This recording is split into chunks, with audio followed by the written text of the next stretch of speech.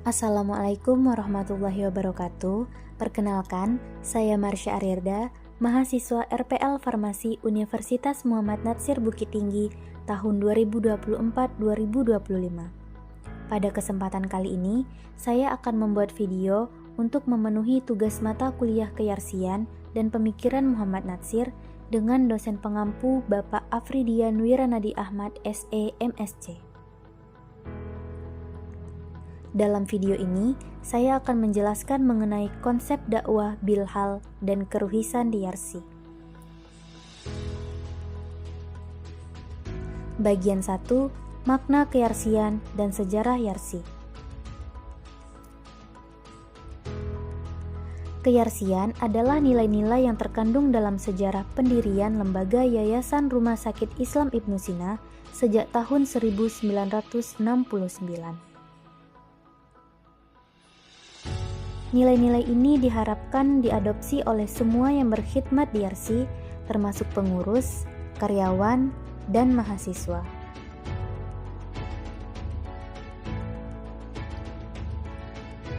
Nilai-nilai Yarsi meliputi: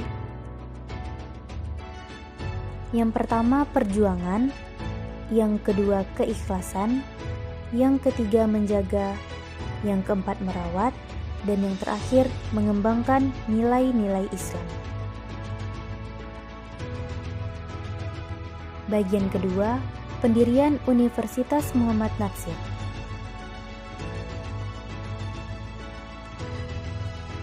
Universitas Muhammad Natsir didirikan pada tahun 2014, merupakan pengembangan dari Lembaga Pendidikan Kesehatan Yarsi yang sudah ada sejak tahun 1960-an atau tahun 1970-an.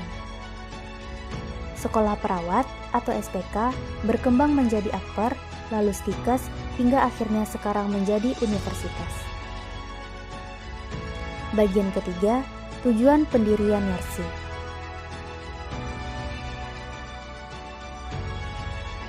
Yarsi didirikan melalui akta notaris pada 13 Januari 1969 dengan tujuan yang pertama, memperbaiki kondisi umat di Sumatera Barat pasca Perang PRRI.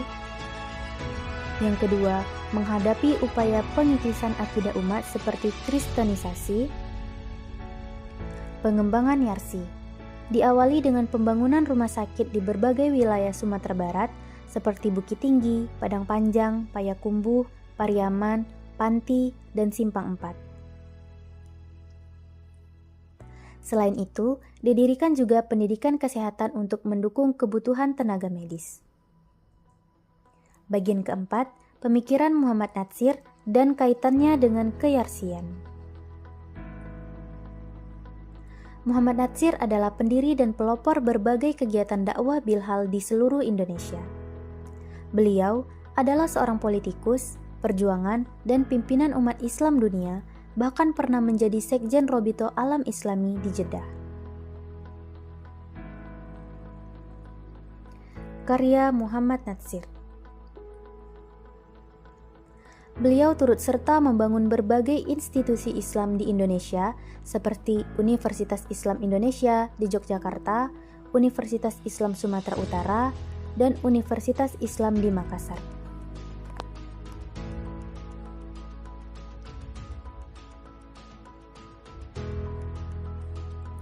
Tercatat hampir 200 proyek pembangunan rumah sakit, sekolah, universitas, dan masjid tersebar di seluruh Indonesia. Yang pertama, peran politik. Muhammad Natsir pernah menjadi Perdana Menteri di era tahun 1950-an dan berperan penting dalam mengubah Republik Indonesia Serikat menjadi NKRI. Yang kedua, pilar dakwah Natsir. 3 pilar dakwah yaitu masjid, pesantren, dan kampus, tempat umat beribadah, menuntut ilmu, dan membangun karakter kebangsaan serta keagamaan.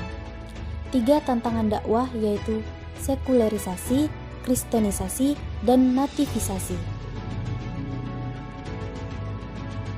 Nativisasi diartikan sebagai erosi nilai-nilai agama yang menyebabkan ketidakjelasan batasan antara yang hak dan batil, serta halal dan haram.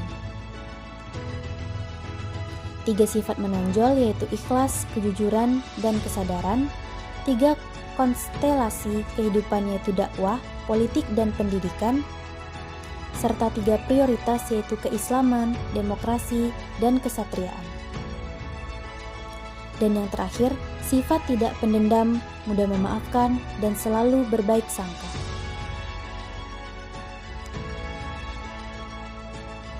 Bagian kelima, tantangan dan harapan Yarsi ke depan. Profesor Masrul mengakui tantangan dalam menjaga eksistensi Yarsi, termasuk regulasi yang semakin ketat, kebutuhan pendanaan besar, misalnya untuk perbaikan fasilitas rumah sakit dan peningkatan tenaga medis. Beliau menekankan pentingnya persatuan dan kesatuan dalam menggerakkan Yarsi, serta menghasilkan kader-kader muda yang berpendidikan dan memiliki nilai-nilai perjuangan Muhammad Natsir. Bagian keenam, hal-hal yang harus diperhatikan. 1. Tujuan pendirian Universitas Muhammad Natsir. UMN awalnya didirikan sebagai sekolah perawat untuk memenuhi kebutuhan tenaga perawat di rumah sakit. Kualitas lulusan SPK Yarsi yang baik membuat mereka banyak dicari di berbagai rumah sakit. Seiring waktu, SPK berkembang menjadi Stikes Yarsi dengan beberapa jurusan dan kemudian menjadi Universitas Muhammad Natsir dengan 6 rumah sakit. Yang kedua, akreditasi dan kualitas lulusan. UMN memiliki standar yang sesuai dengan aturan pemerintah dengan akreditasi program studi yang sangat baik. Lulusannya sebagian besar diterima di dunia kerja dan sebagai tenaga di lingkungan Sumatera Barat. Konsep Ruhul Islam atau Ruhis. Di rumah sakit ada petugas Ruhis yang memiliki keilmuan tertentu untuk mengelola Ruhis. Seluruh karyawan juga dituntut untuk bisa menjadi tenaga Ruhis. Yang keempat, tugas petugas Ruhis. Membina pasien, membina karyawan, serta membina masyarakat. Yang kelima, menyikapi tantangan di era globalisasi. Dunia global adalah dunia yang ramah, tamah, namun ketat dengan aturan. Penting untuk memperkuat diri dengan pemahaman agama terlebih dahulu, memahami apa yang boleh dan tidak boleh, serta apa yang dapat mengurangi keimanan. Dengan benteng diri berupa Islam, mahasiswa dapat mengikuti dan menjalani kehidupan di dunia global. 6. Penerapan konsep Islam dalam pendidikan.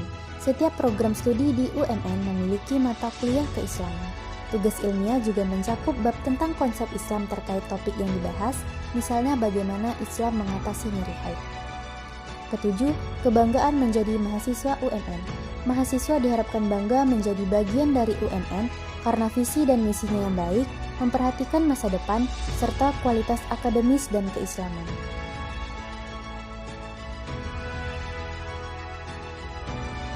UMN memiliki pemangku akademik yang baik yang dapat membimbing mahasiswa dalam dunia akademik dan kemasyarakatan.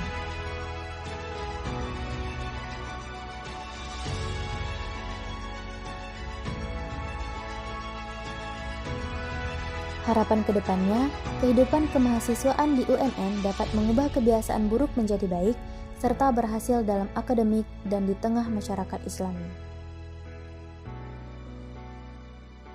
Sekian video yang dapat saya sampaikan mengenai dakwah bilhal. Semoga bermanfaat, dapat menambah wawasan, serta dapat diterapkan dalam kehidupan sehari-hari. Saya akhiri. Wassalamualaikum warahmatullahi wabarakatuh.